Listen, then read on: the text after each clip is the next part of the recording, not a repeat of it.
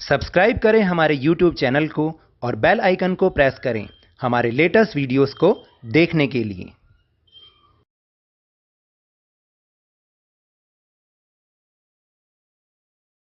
Hello and welcome to Lavneesh Sir की class. This is Directorate of Education GNCT of Delhi's worksheet number 4, and it is only for class 7 students. It has taken from the subject mathematics, and we will learn and understand about geometrical shapes in this worksheet.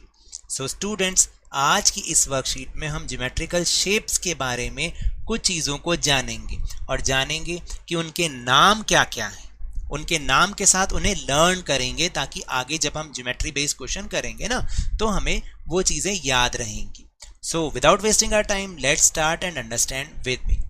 So first activity is match the geometrical visualization given below with its name and find them in the real life images.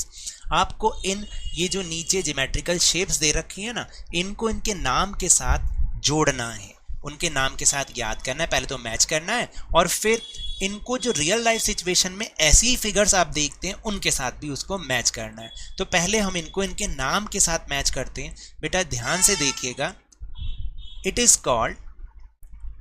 Called a point. क्या कहते हैं इसको? हम point कहते हैं। याद रखना है इसका नाम क्या है? पॉइंट। मैं यहाँ एरो भी बना देता हूँ। फिर इसके बाद है दिस वन इज, या हम जो लिखा हुआ है उसके हिसाब से चलते हैं। देखिए जो रे है, रे कौन सी है? रे है ये वाली,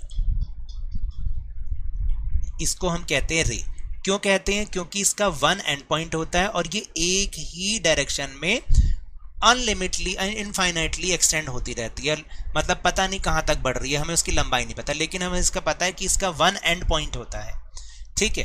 फिर इसके बाद है लाइन सेगमेंट। उससे पहले हम लाइन देख लें।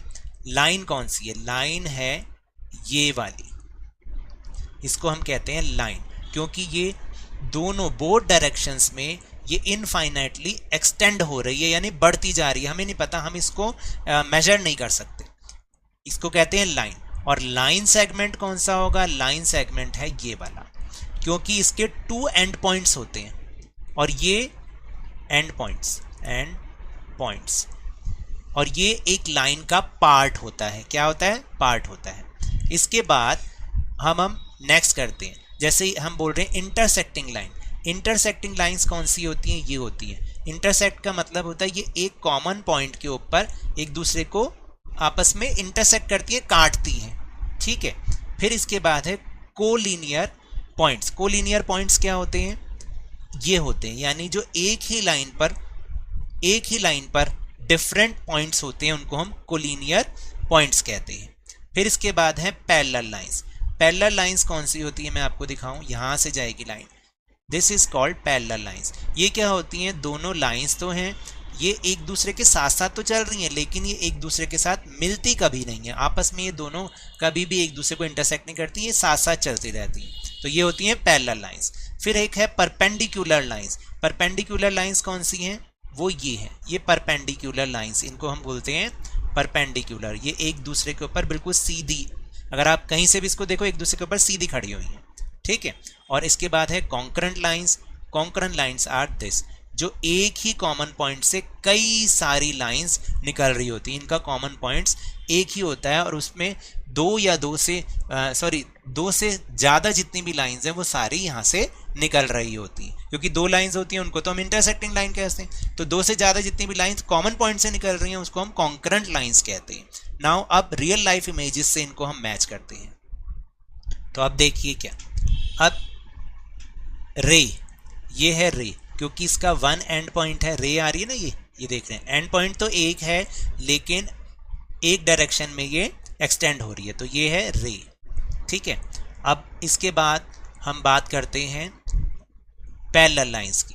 पैरेलल लाइंस कौन सी? अभी अभी हमने शेप देखी थी, ये है, this one is parallel lines. Okay. फिर इसके बाद है लाइन सेगमेंट। लाइन सेगमेंट क्या होता है? जिसके दो एंड पॉइंट्स होते हैं, तो ये क्या है? ये लाइन सेगमेंट है। फिर इसके बाद परपेंडिकुलर लाइंस, याद कीजिए अभी अभी हमने देखा, वो ये है, तो इसको आप इसके साथ मैच कर लो, परपेंडिकुलर लाइंस। ओके। फिर इसके बाद लाइन पूछा गया है, तो लाइन कौन सी है? अगर आप इस रोड की लाइंस को देखिए, मैं यहां से ले आता हूं इसको, ये देखिए ये एंडलेसली चलती जा रही है, तो ये है लाइन। इसके बाद है फिर आगे जो है फिर पूछा कोलिनियर पॉइंट्स। कोलिनियर पॉइंट्स कौन से हैं? देखिए एक ही लाइन पर डिफरेंट बर्ड्स जो बैठे हैं ये पॉइंट्स हैं, तो ये क्या है? कोलिनियर पॉइंट्स हैं। फिर है कॉन्करेंट लाइंस। तो कॉन्करेंट लाइंस मैंने बताया था कि एक ही उनका कॉमन पॉइंट होता है जिससे कई सारी लाइंस एक दूसरे को इंटरसेक्ट कर रही होती हैं। ये देखिए ये है कोलिनियर पॉइंट्स, ठीक है।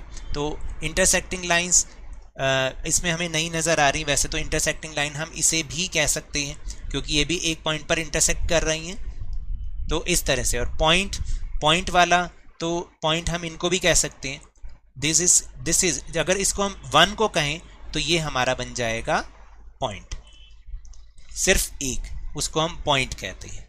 Now will move next activity. This shape is called circle. क्या कहेंगे? सर्कल, ठीक है।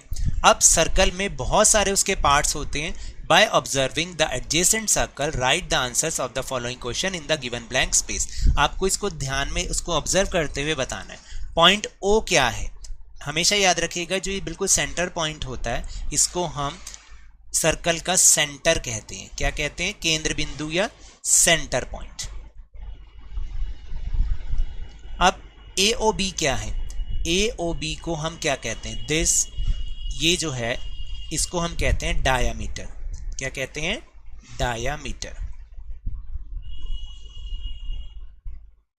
डायामीटर है। फिर ए सी क्या है? ए सी आप देख रहे हैं ये जो दो पॉइंट्स को ज्वाइन करता है इसको हम कहते हैं कॉर्ड। CHORD, cord. और OC क्या चीज़ है? OC ये क्या है? ये जो हाफ पार्ट होता है, जो भी हाफ होता है सेंटर से जो भी कोई पॉइंट जो है यहाँ पर सर्कल पर होगा, इसको हम क्या कहेंगे? इसकी रेडियस बोलते हैं, इसको हम बोलते हैं रेडियस। तो अब आगे पूछा भी गया, A B is dividing the circle into 2 halves and each half is called. जो ए बी है देखिए उसको वो डिवाइड, जो ए बी है, A B is dividing the circle into 2 halves. ये 2 हाफ्स हो गए ना, and each half is called, and 2 halves में जब डिवाइड कर रहा है तो ईच हाफ को क्या कहेंगे? सेमी सर्कल, अर्धवृत्त। ये अर्धवृत्त बन गया, ठीक है। And then line segment AO, line segment किसके इक्वल है? जो लाइन सेगमेंट AO है वो किसके इक्वल है? ये इसके इक्वल है, OB के।